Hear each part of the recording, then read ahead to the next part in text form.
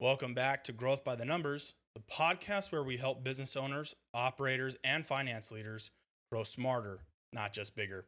I'm your host, Tyler Briggs, and today we're talking about one of the most fundamental yet often overlooked disciplines in any business: annual budgeting and forecasting. Now, before you think, budgeting season sounds painful, stay with me. Because when done right, your budget isn't just a financial document, it's your game plan for growth. It's a roadmap that connects strategy, operations, and cash flow. It tells you not only where you're going to go, but how you're going to get there and when to pivot along the way. So today we're going to unpack why every business, from startup to middle market, needs a formal annual budgeting and forecasting process, how involving your key managers creates alignment and accountability, the power of building multiple scenarios to navigate uncertainty, and how to leverage past performance as a baseline to forecast what's possible in the future. Let's get started.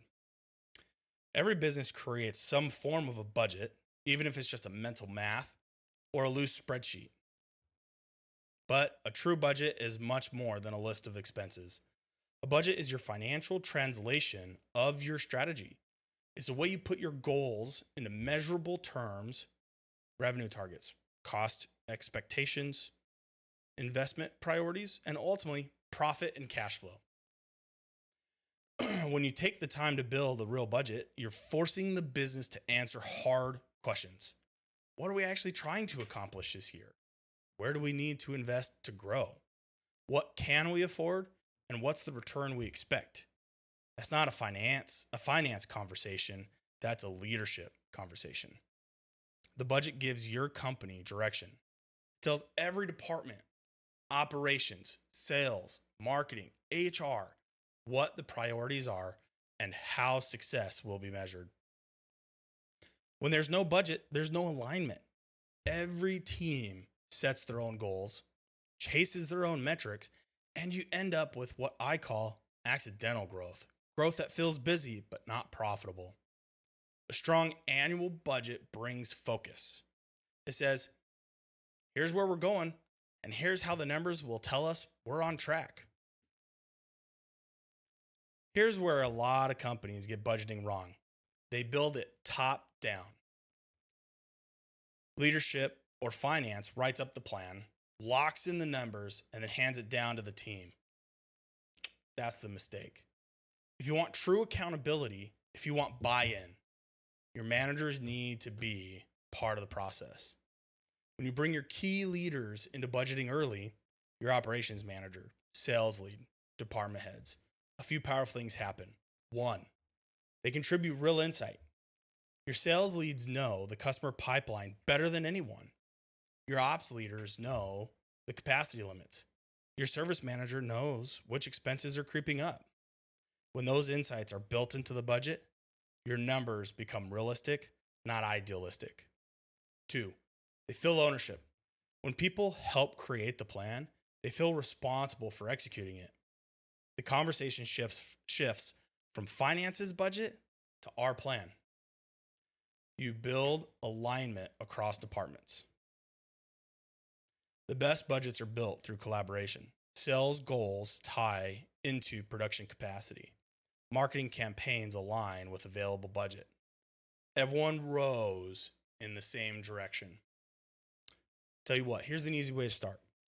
Host a budget kickoff meeting each fall.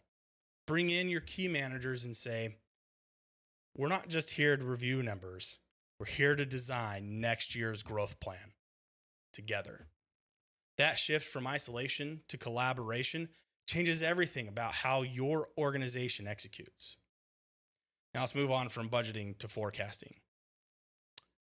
If the budget is your plan, the forecast is your navigation system. Think of it this way. The budget is where you want to go. The forecast shows where you're actually headed. And just like any good GPS, it updates as conditions change. Every business should revisit its forecast regularly, monthly or quarterly, to ask, are we still on track? What's changed in the market? How does that impact our targets, our cash, our hiring, and our investments? A dynamic forecast gives you the power to adjust early. before problems become crises. That's what separates proactive companies from reactive ones. Now let's talk about scenarios. The world changes fast. Inflation, supply chain disruptions, interest rates, labor costs, these things can swing your results by 10, 20, even 30%. That's why every single forecast isn't enough. Great FP&A teams build 3 versions of reality. 1, a best case. Sales exceed expectations, costs stay in check, and cash is strong. 2, a base case. It's the most likely outcome based on what you know today. 3, a downside case where revenue softens, costs rise, and growth slows. By modeling each, you give your leadership team a decision-making advantage. You can plan ahead for what each world looks like. How would we respond if sales dip 10%? What if cost of goods jump due to inflation? Do we have the cash to weather a slow quarter? When you already have those answers built into your forecast, you don't panic, you pivot. Scenario planning builds confidence. It allows you to play offense even when the market turns defensive. Now, how do we build a forecast that's actually meaningful? Start by looking backward.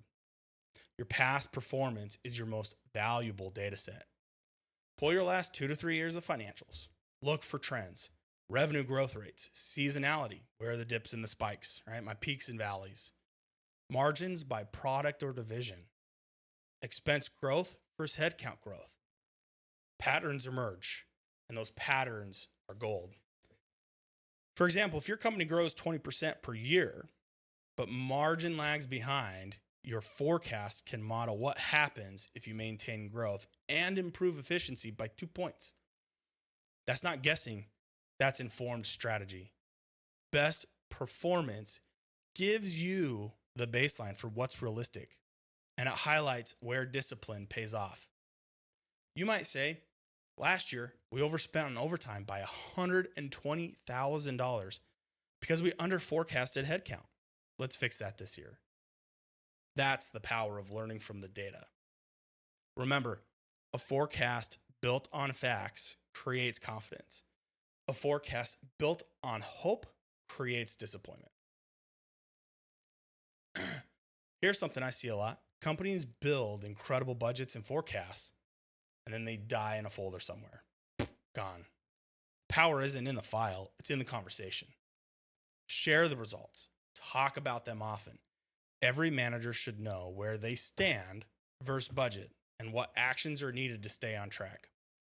I recommend monthly financial review meetings, short, structured, and focused on insight, not just data.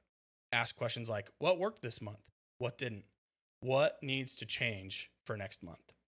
This creates a rhythm of accountability and continuous improvement. Because when your team understands the numbers, they make day-to-day decisions, and that compounds over time. If you've never built a formal budget and forecast, start small. You don't need a massive software system. You need structure and participation. Here's a simple 3-step starting point, right? 1, set clear top-line goals. What does success look like next year? Revenue? Margin? Growth rate?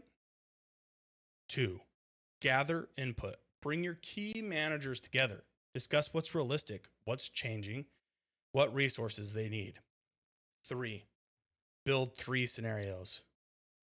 Model best, base, and downside cases. Track performance monthly and adjust quarterly. If you do that consistently, you'll quickly notice your organization becoming smarter, more proactive, more aligned, and more confident in decision making. Let's recap. An annual budget and forecast aren't just financial tools. They're strategic alignment tools. When you bring your key leaders into the process, you create ownership. When you build multiple scenarios, you create agility. When you leverage historical data, you create clarity. And when you review and adapt consistently, you create momentum. That is what separates companies that make it through the year from companies that grow through the year. Because growth isn't luck, it's planned, measured, and managed. And that's exactly what budgeting and forecasting empower you to do. Thanks for joining me on Growth by the Numbers. If you found today's episode valuable, share it with another founder, CFO, or operator who's getting ready for next year's planning season. If you're ready to take your budgeting and forecasting to the next level, visit growthbythenumbers.com to learn how we partner with growing businesses to build clarity, confidence, and control through FP&A. Until next time, keep growing by the numbers.